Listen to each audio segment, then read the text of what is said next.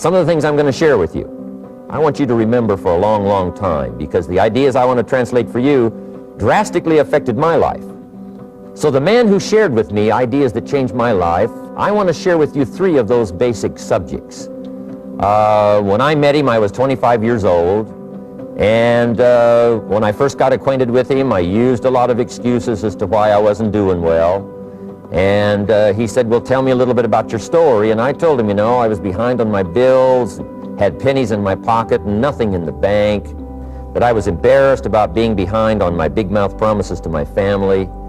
And then he gave me one little simple phrase that really forever changed my life. And here's what he said: Mr. Rohn, if you want the future to change for you, you've got to change. And he said, if you don't change, the next 6 years of your life is going to be just like the last 6. You'll still be behind on your bills. You'll still be behind on your promises. But then he gave it to me in the form of a promise. When I was 25 years old, I've remembered it all these years, and I've shared this promise now with probably over 3 million people in the last 30 plus years. And it's going to be valid for you, so listen carefully to this promise. My teacher said to me, young man, if you will change, everything will change for you. If you will get better, everything will get better for you. What a clear message that was for me. He said, if you'll change your philosophy, if you'll change your habits, if you'll refine your thinking, if you'll change and accept some new disciplines, if you'll turn the corner where you've been in the past, go for a new life for the future, he said all kinds of remarkable things will happen for you if you will change. Before I met Mr. Schoaf, I used to cross my fingers and say, I sure hope things will change. I was hoping the government would change and the tax structure would change and that my boss would change and pay me more money. I was hoping that, you know, economics would change and prices would come down, and I was hoping that circumstances would get better.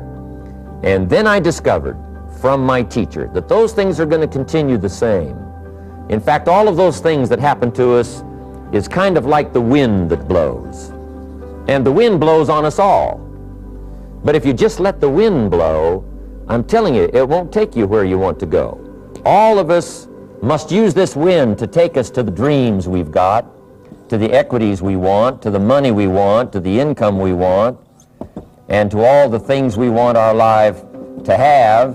This is where we want to go, and we've got a good wind, but we must not leave our future just to the wind, just to the economy, just to the structure of the way things are happening today. Here's what we must learn to do, and that is set a good sail.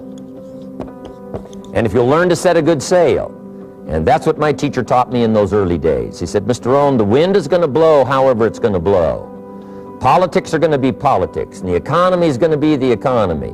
And however it turns out, that's the way it's going to be. What you must learn to do is not to wish for a better wind. That's naive. The key is to wish for the wisdom and the skills and the learning so that you can set a better sail. And so that's what I did at age 25. I went to work not on the economy. I went to work not on the community. I didn't go to work to try to change the government. I didn't go to work to try to change my boss or the company. I didn't go to work to try to change circumstances. I went to work to try to change myself. And I picked up that promise my teacher shared with me, that if I would change, my income would change. If I would change, my bank account would change. If I would change, my future would change. And sure enough, his promise came true for me. The first 6 years of my economic life, I wound up broke. Those pennies in my pocket, nothing in the bank, behind on my promises. The second 6 years of my economic life, I wound up rich. But interestingly enough, the second 6 years of my economic life, the government was about the same and the economy was about the same. You know, the companies were about the same. What they paid was the same. Circumstances around me were the same. You know, my negative relatives were the same. But I was not the same. That's how my life changed. And that's how things started working for me, changing my life all those years ago. So that's what I wanted to share with you to begin with. This beginning of what Mr. Schoaf shared with me, that if I wanted my life to change, this was what I was going to have to do. And so he broke it down into 3 subjects that really made an impact on my life, and I want to share those with you. The first subject he called personal development. And the second subject he called setting goals.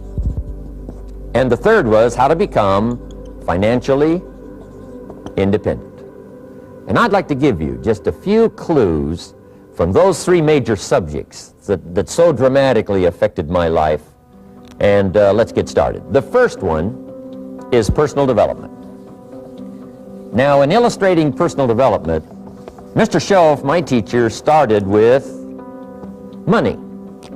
You know, money's not the only place to start in talking personal development, but it's where he started, so let me share the thoughts he shared with me back then. Let me share them with you. Here's the best lesson I can give you on economics. It's very simple. We get paid for bringing value to the marketplace. That's about as simple as I can put economics. We get paid for bringing value to the marketplace. Now, it takes time to bring value to the marketplace. However, we do not get paid for time, so we cross that out. Mistakenly, the man says, I'm making about $20 for an hour. Not true. If that was true, you could just stay home, right, and have him send your money. So that's not true. We don't get paid for time, we get paid for value brought to the marketplace.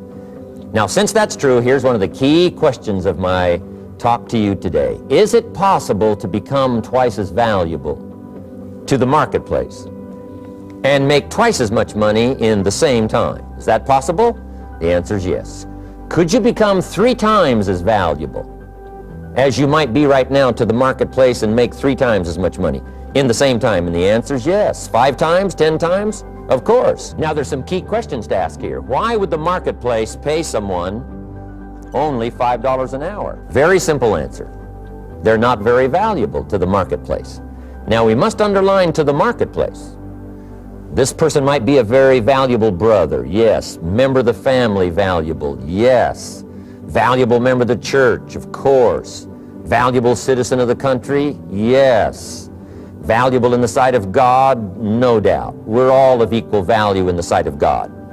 But if you're not very valuable to the marketplace, you don't get much money. You say, well, it shouldn't be that way. Well, then you got to start your own country. You know, this one's been in process for 200 years, and this is the best we've been able to come up with so far. But here's the key. You don't have to stay here. But here's what he said to me. In climbing this ladder economically, all you have to do is work harder on yourself than you do on your job. Once I heard that, it made sense to me. I kept hoping that everything else would change around me, found out that if I went to work on myself, worked on my skills, worked on my language, if I became better than I was each year, if I grew in skills and language and vocabulary and competence, then I would become attractive to the marketplace. Not very long ago, a company called me and said, Mr. Rohn, we're expanding internationally. We'd like to have a bit of your expertise to help us. Would you give us a bit of your time? We'll add some millions to your fortune. And I said, okay. And I thought later, isn't that interesting they would call me? Then my second thought was, of course they'd call me. Who else would they call? I can get the job done.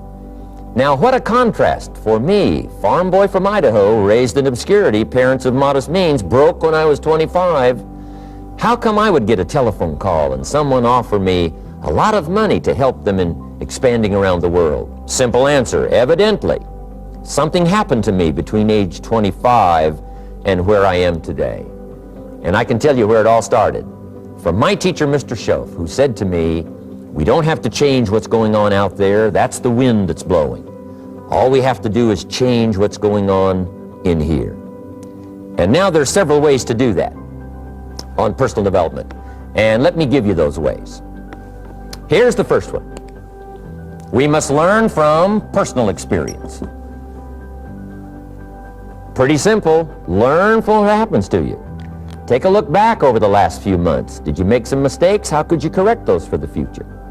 Take a look back over the last year. Have you done it right or done it wrong? Let's correct it for the next year. Learn from your personal experience. Mr. Schoaf asked me when I first met him, he said, Mr. Rohn, how are you doing? You've been out there now 6 years. And I said, I'm not doing very well. He said, I suggest you not do that anymore. What a simple, swift analysis to my situation. He said, if you keep doing it, the next 6 years will be like the last 6. You don't want that to happen. Let's make the changes. So learn from your personal experience. Now here's number 2, why I came to share this video experience with you today. And that, I call it OPE, other people's experiences. That's me, other people. That's your teacher, other people. That's your friends and colleagues, other people. The people you meet that can pass along to you their experiences, what's happened to them, the mistakes they made, how they corrected them, how they changed their health and changed their bank account and changed their income and changed their future. That's it, other people. Now there's 2 kinds of people to learn from. One is failures. It's too bad failures don't give seminars, right? That would be valuable. Bring your notebook, have them tell you how they lost it all and threw it all away, threw their health away and threw their friendships away and things didn't work out well. That would be valuable. But now then we must also learn from positive, people that have done well. They've got the health, and so we ask them, how did you become so healthy? They've got the skills, so we ask them, how did you become this skillful? They've got the income, so we ask them, how did you get here in such a short period of time? So now here's what's important in personal development. In learning from other people, we learn, number 1, by observation. We learn what we see. We watch people that are successful in what they do. In sports, we watch their disciplines. In business, we watch their disciplines. By observation, what we can see. The reason I created this video is something that you could see someone's experiences translated for you. Second, we learn by what we hear. I've got some of my lectures on cassette tapes, so you can take them with you wherever you go and learn by listening. Turn your car into a mobile classroom and listen. And then listen to the sermon on Sunday morning. Listen to the lectures. Listen to the teacher. Listen to someone who's got something good to say. And then number 3 is vitally important on personal development, and that is read all the books you can possibly read in your lifetime. Mr. Schoaf got me started on my library. I've got one of the better libraries. Haven't read everything in it, but I feel smarter just walking in it, my library. At least I was smart enough to buy it. Now I got to be smart enough to read it. And then, of course, I got to be smart enough to decide what's valuable and then do it. But this one is very important. Become a good reader. Some books that helped change my life. Mr. Schoaf recommended, of course, the Bible. And my parents made sure I was a pretty good scholar by the time I was 18. That's been so beneficial for me, drawing from those illustrations, reading about those stories, people who made it and people who didn't make it, and what the difference was.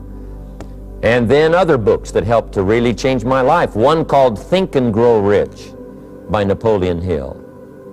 And then a book that helped me become financially independent by the time I was 31. And that book is called The Richest Man in Babylon by George Clason. But I started reading the books, attending the classes, making sure that I got in front of people that had something good to say.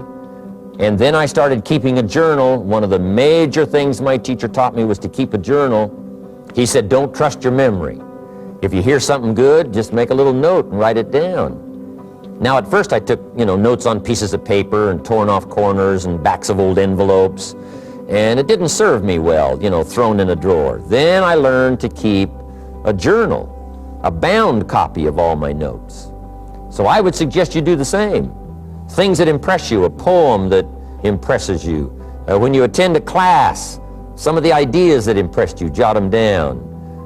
You read something in a magazine, right? Some ideas, take those out, put them in your journal. Keep a good journal the rest of your life. This will serve you well. My journals make up a significant portion of my own library. And if you saw my library and saw my journals, I tell you what you'd have to say. This is the library, and these are the journals of a very serious student. No wonder Mr. Rohn is invited to lecture and speak on his experiences around the world. So I want the same thing to happen to you. Value captured that you can resort to later, go back over it and review it, and let it become valuable to you. Work harder on yourself than you do on your job. Develop the skills, learn the lessons, take the classes, absorb all that is being taught to you these days. And then later on, of course, you can sort it out, what's valuable to you and how to refine it for your business and for your life and for your future. But the main thing is to get it and start this process of personal change, personal development. And let me say it one more time. If you will change, everything will change for you. You'll never be the same. You'll keep growing. As you look back on a few months, look back on a few years, you won't believe the progress you can make economically, your relationship with your family, your friends, and whether you're in sports or economics or whatever. I'm telling you, that whole process of committing yourself for personal change, personal value, can really make your life unique and worthwhile.